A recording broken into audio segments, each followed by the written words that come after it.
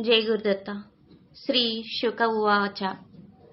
महादेव महादेव देवदेव महेश्वर देवदेवस्तवं दिव्यं श्रोतुमिच्छाम्यहं प्रभो। दत्तस्य वद महत्यं देवदेव दयानिधे। दत्तात् परतरं नास्ति पुरा व्यासेन कीर्तितम्। जगद्गुरुर्जगन्नाथो गीयते नारदादिभिः। तत्सर्वं ब्रूहि मे देव करुणाकर शङ्कर। श्रीमहादेव उवाच। शृणु दिव्यं व्यासपुत्र गुह्याद्गुह्यतरं महत्। यस्य स्मरणमात्रेण मुच्यते सर्वबन्धनात्। दत्तं सनातनं ब्रह्म निर्विकारं निरञ्जनम्। आदिदेवं निराकारं व्यक्तं गुणविवर्जितं। नामरूपक्रियातीतं निस्सङ्गं देववन्दितं।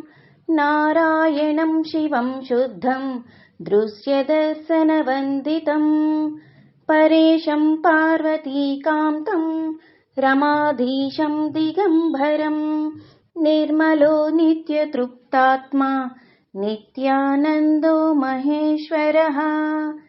ब्रह्म विष्णु शिवः साक्षात् गोविन्दो गतिदायकः। पीताम्बरधरो देवो माधवत्सुरसेवितः। मृत्युञ्जयो महारुद्रः कार्तवीर्यावरप्रदः। ओमित्येकाक्षरं बीजं क्षराक्षरपदं हरिं। गया काशी कुरुक्षेत्रं प्रयागं बदरिकाश्रमम्। एतत् सर्वं कृतं तेन दत्त इत्यक्षरद्वयम्। गौतमी जाह्नवी भीमा गण्डकी च सरस्वती। एतत् सर्वं कृतं तेन दत्त इत्यक्षरद्वयम्। सरयू तुङ्गभद्रा च यमुना जलवाहिनी। एतत् सर्वं कृतं तेन दत्त इत्यक्षरद्वयम्। ताम्रपर्णी प्रणीता च गोमती तापनाशनी।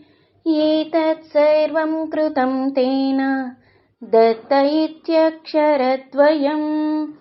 नर्मदा सिन्धु कावेरी कृष्णवेणी तथैव च। एतत् सर्वं कृतं तेन दत्त इत्यक्षरद्वयम्। अवन्ती द्वारका माया मल्लीनाथस्य दर्शनम्।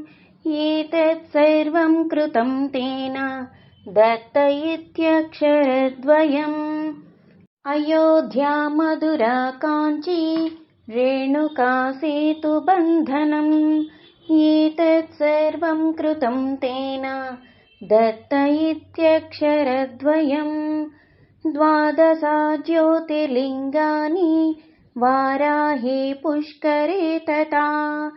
एतत् सर्वं कृतं तेन दत्त इत्यक्षरद्वयम्। ज्वालामुखी हिङ्गुला च सप्रशृङ्गा तथैव च। एतत् सर्वं कृतं तेन दत्त इत्यक्षरद्वयम्। अहोबिलं त्रिपथगां गङ्गासागरमेव च। एतत् सर्वं कृतं तेन दत्त इत्यक्षरद्वयम्। करवीरं महस्तानं रङ्गनाथास्तथैव च। एतत् सर्वं कृतं तेन दत्त इत्यक्षरद्वयम्। शाकम्भरी च मूकाम्बा कार्तिका स्वामी दर्शनम्। एतत् सर्वं कृतं तेन दत्त इत्यक्षरद्वयम्। एकादशी व्रतं चैव अष्टाङ्गं योगसाधनम् एतत् सर्वं कृतं तेन दत्त इत्यक्षरद्वयम् व्रतं निष्ठा तपोदानं सामगानं तथैव च एतत् सर्वं कृतं तेन दत्त इत्यक्षरद्वयम् मुक्तिक्षेत्रं च कामाक्षी तुलजा सिद्धदेवता एतत् सर्वं कृतं तेन दत्त इत्यक्षरद्वयम् अन्नहोमादिकं दानं मेदिन्याश्च गजो वृषः एतत् सर्वं कृतं तेन दत्त इत्यक्षरद्वयम् माघकार्तिकयो स्नानं सन्न्यासं ब्रह्मचर्यकम् एतत् सर्वं कृतं तेन दत्त इत्यक्षरद्वयम् अश्वमेधासहस्राणि मातापितृप्रपोषणम् एतत् सर्वं कृतं तेन दत्त इत्यक्षरद्वयम् अमितं पोषणं पुण्यम् उपकारं तथैव च एतत् सर्वं कृतं तेन दत्त इत्यक्षरद्वयम् जगन्नाथं च गोकर्णं पाण्डुरङ्गं तथैव च एतत् सर्वं कृतं तेन दत्त इत्यक्षरद्वयम् सर्वदेवनमस्कारः सर्वयज्ञः प्रकीर्तितः एतत् सर्वं कृतं तेन दत्त इत्यक्षरद्वयम् षट्शस्त्राणि पुराणानि अष्टव्याकरणानि च एतत् सर्वं कृतं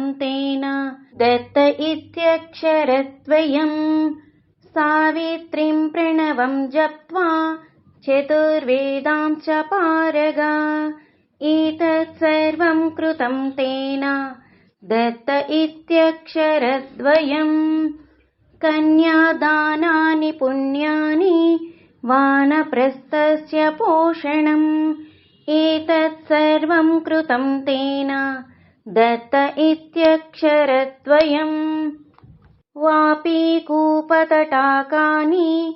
काननारोहणानि च एतत् सर्वं कृतं तेन दत्त इत्यक्षरद्वयम् अस्वस्थं तुलसीं धात्रीं सेवते यो नरः सदा एतत् सर्वं कृतं तेन दत्त इत्यक्षरद्वयम् शिवं विष्णुं गणेशं च शक्तिं सूर्यं च पूजनम् एतत् सर्वं कृतं तेन दत्त इत्यक्षरद्वयम् गोहत्यादिसहस्राणि ब्रह्महत्यास्तथैव च एतत् सर्वं हृतं तेन दत्त इत्यक्षरद्वयम् स्वर्णस्तेयं सुरापानं मातुर्गमनकिल्बिषम् मुच्यते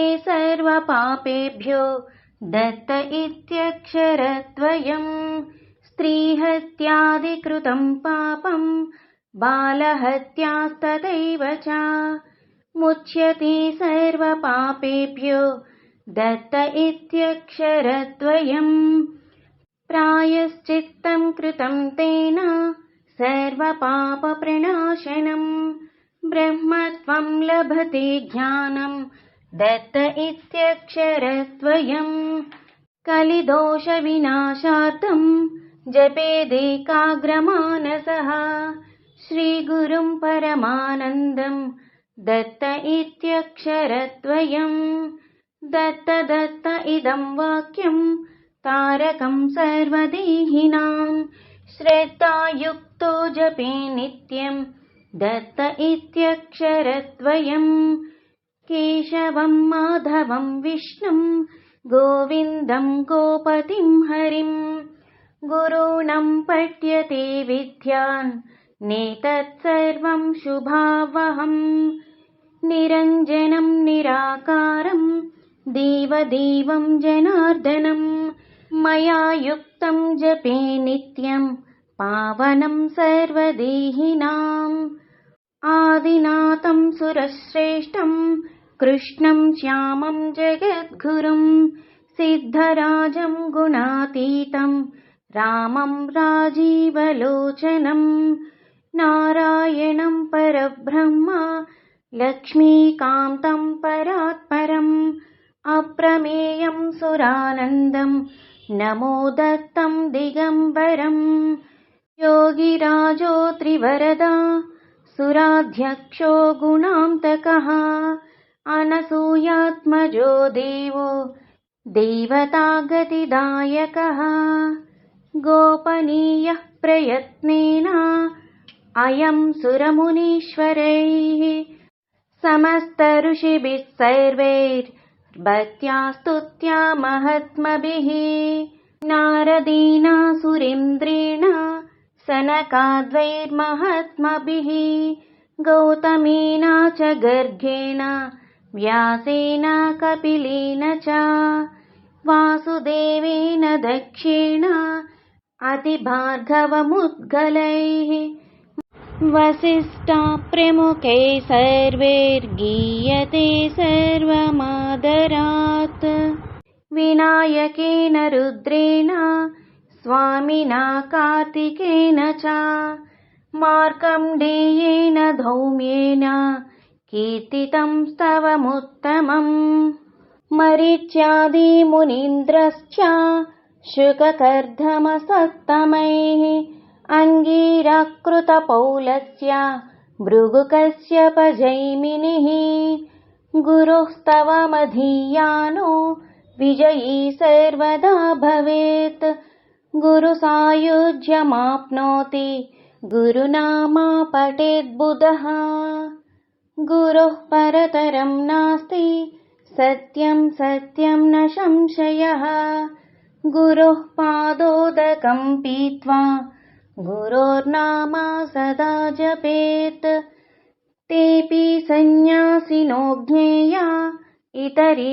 वेषधारिणाः गङ्गाद्यः सरितः सर्वा गुरुपादाम्बुजं सदा गुरुस्तवं न जानाति गुरुनामा मुखेन हि पशुतुल्यं विजानीयात् सत्यासत्यं महामुने इदं स्तोत्रं महद्दिव्यं स्तवराजं मनोहरं पठनश्रवणाध्यानात् सर्वान् कामान् अवाप्नुयात् इति श्री रुद्रयमलेशुकैश्वरसंवादे దత్తాత్రేయస్తవరాజస్తోత్రం సంపూర్ణం. నా వీడియో కనుక మీకు నచ్చినట్లయితే లైక్ చేయండి, షేర్ చేయండి, సబ్స్క్రైబ్ చేయండి.